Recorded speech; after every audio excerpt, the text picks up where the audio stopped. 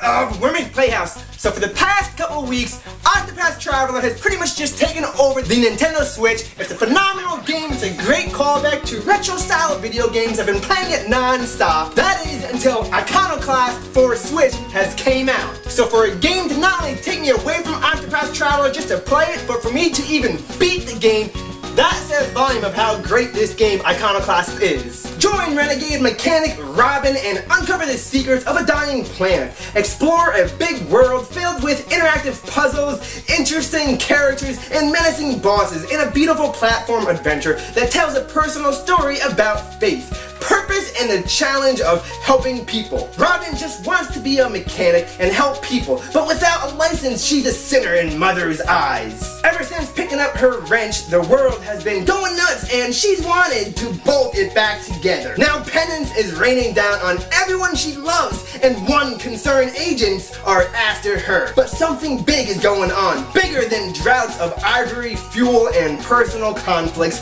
and Robin's in the thick of it. There's hours of nut-twisting platform action adventure, numerous densely detailed locations filled with fine-tuned action and puzzles, 20+ gear grinding, screen-filling boss battles standing in your way, 3 game-changing difficulty settings, supported by a unique tweak system, a heart-wrenching epic, can one mechanic fix the world? Iconoclast is a masterwork of indie developer Joachim Sandberg. 7 long years in the making, Iconoclast delivers awesome action, hilarious hijinks, and an emotional roller coaster of deeply personal storytelling. So this just released for Nintendo Switch. It is on other platforms. This is a callback to your Metroid games, your Castlevania games, and Mega Man games. It's got that Metroidvania style type gameplay with a little bit of Mega Man thrown in there. So if you really enjoy those retro style platforming games where you're seeking out different paths in the levels and the areas, you're not just traveling straight forward on a side-scrolling adventure, you're exploring all different areas. So it's very much like Metroid, where you have to explore certain areas of the caves and gather certain keys to unlock doors for other areas. So you gotta start up here, you might end up down here and then over here, and you're backtracking quite a bit, and there are upgrades which will allow you to access other stages of the area that you weren't previously able to access. So it's a really great callback to Metroid and Castlevania, and especially get a little bit of a Mega Man-ness in it, where you have your power-ups and your blasters, and it has just that bright, vibrant art scheme going on to it. So it's a fantastic game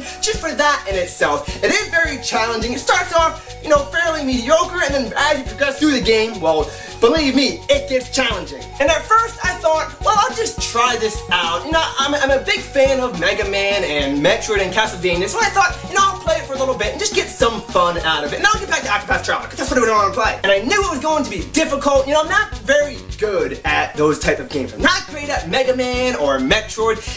They're just not my type of games. As much as I enjoy playing them, because believe me, I do, I've just never been good at it. But I said, hey, this looks like a really great callback game to those franchises. And there is quite a bit of story going on to this game. At first I thought, well, maybe I'll just skip ahead through the story. So the first area, I was kind of just fast forwarding through the story. There's a lot of dialogue, not too much, there's no animated cutscenes or anything. The dialogue is just mixed right into the gameplay, which I really do like that. You just see your sprites as you're progressing. It's just a little dialogue pops up above them. That's great right there, but there is quite a bit of dialogue. So at first, I was kind of just fast forwarding. I'm like, whatever, I'll just play the game to enjoy it. But then as I'm skimming through it and reading it, I'm picking up little cues here and there, and I'm wondering, wait a minute, there's something greater going on. There's a higher power in this game, a very compelling story to tell. And immediately, I just got hooked. I had to find out what was going on in this world. So that right there really grasped my attention. It really gave me the motivation to continue on through this game. No matter how difficult it was, I had to just find out what's going on in this world. And like I said, the game is really challenging. As you're progressing through, well, those boss fights get more and more difficult. However, what is really nice, if you start off with one difficulty, and if you find it's too hard or too easy, while in-game, in your menu options, you can change the difficulty to harder or easier depending on your playstyle. So if you're finding the game just too challenging, well, you can lower the difficulty, or if it's just too easy, you can raise it to raise the stakes. Which, that right there is perfect for me, because again, I love these games, I'm just not that good at them. And the creator introduced a relaxed feature where pretty much,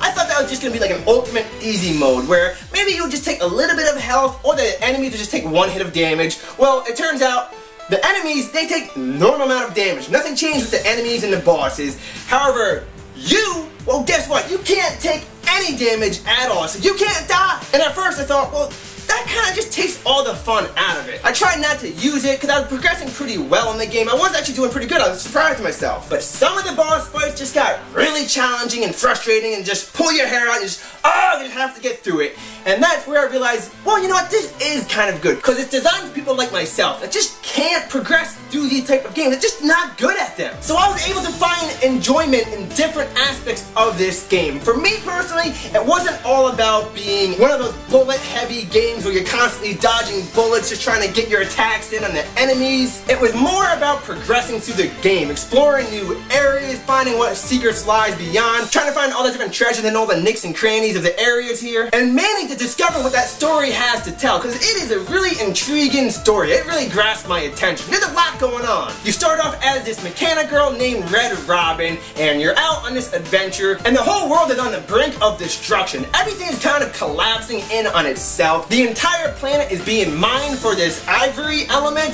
where it pretty much is the source for everything that they use to benefit themselves in life. They use it for electric, they use it for technology and advancements, they use it just to benefit themselves and to make life living easily. So they're just mining this planet all the way to its core, all throughout the world, all different cultures in this game. It plays a lot on religion, it plays a lot on corruption in the government. You know, when you mix those things together, religion and government, well, a lot happens. It can be really dangerous. There's a lot of corruption going on, there's a lot of using and abusing people, just sacrificing the human race, just mankind in general. They're just taking advantage of everyone, and people are just going along with it. You're just blindly following this faith, you know, praying to the mother and to he, this ultimate power and being that it's just from another world, and they don't know what it is, but to them, it's their religion, and they're fanatic about it. But then you have other cultures who are just rebels and are fighting against that cause because they don't believe in that. They believe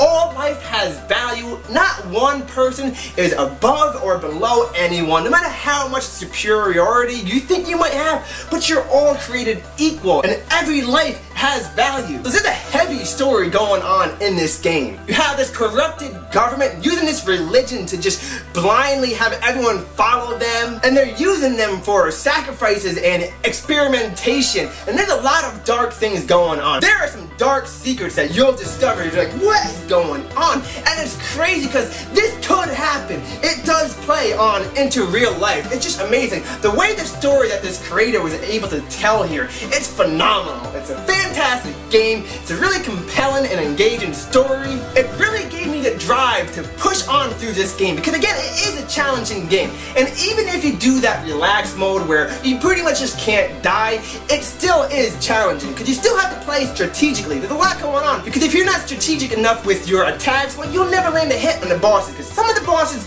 they're really challenging, and you get all different kind of power-ups and moves, and each enemy has certain weaknesses that you could use against them. And again, your power-ups will allow you to access different sections in the areas that you weren't previously able to access, so you're constantly exploring this world and opening it up and finding new discoveries, finding out more what's going on with the story, what's going on with the government and all this corruption, and then all different types of characters. You play as several characters throughout the game. You play mainly as Robin, she's the main character, but you have companions that go along on this journey with you. And at certain points of this game, you'll actually split up and you'll play as one or the other just to proceed through. So there's a nice balance between all the characters trying to succeed in certain objectives. And each one of the characters, well, they have their own personality. They're not just a one-note character. Throughout the game, they're constantly evolving and adapting. You can see a lot of character growth going on with them. You have one character who's constantly just abandoning her friends and family and home. She's always out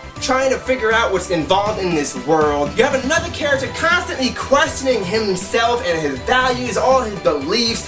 What is he on this world for? What's the ultimate meaning of life? Why is he so weak and useless? Another character who's just is fed up with everything, has just had enough with the government, had enough with the corruption, just wants to be left alone and just wants to stay home and relax and just wants his family to be there with him. Then you have the main character, Robin. She's the main character where she sets out on the adventure to set the world straight, and she's always lending a helping hand, helping all her friends, helping the people that she comes across in this world. So as the story is proceeding on, you're finding out all this corruption, you're figuring out that the government isn't who they say they are, that this religion is not at all what it is set out to be. There's all these scientific experiments going on, people's lives and homes are being ruined. There's this ultimate being, this divine power that isn't at all what you expect it to be. Even when you do think you have it figured out, boom, the game throws another twist at you and it's completely different. And then once you think you have it figured out, again, you have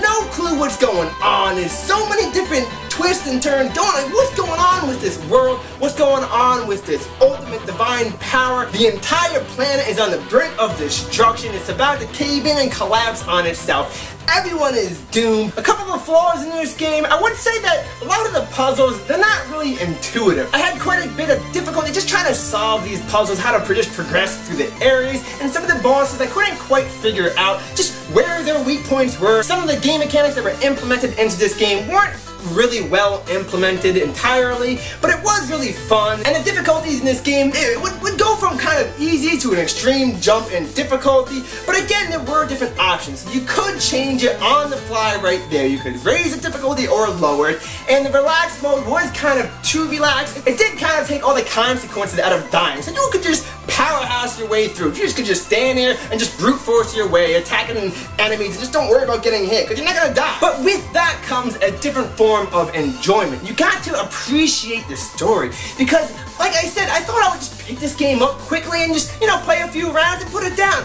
But it was that story that really compelled me to just seek through this adventure. It gave me that drive to continue playing, to figure out this entire world that's going on. What's at stake in this story? So I'm really glad Iconoclasts came over to the Nintendo Switch. I think this is a fantastic game for this system. It's only $20, so that's a great deal right there. It is only digital right now. Hopefully maybe one day we'll get a physical release for it, but as of right now, for $20 you cannot go wrong. It took me about 14 hours to beat. I'd say if you did a rushed playthrough, you can probably get it down to 12, maybe 10 hours. If you play it at your leisurely rate, about 17 hours max. But again, play the game for the story, because that is what really grasps my attention. That is what Iconoclasts is all about. So thank you for joining us today for another episode of Wormys Playhouse, and please like, comment, and subscribe, and follow me on Twitter, and we'll see you again for another episode. We'll see you then. Bye!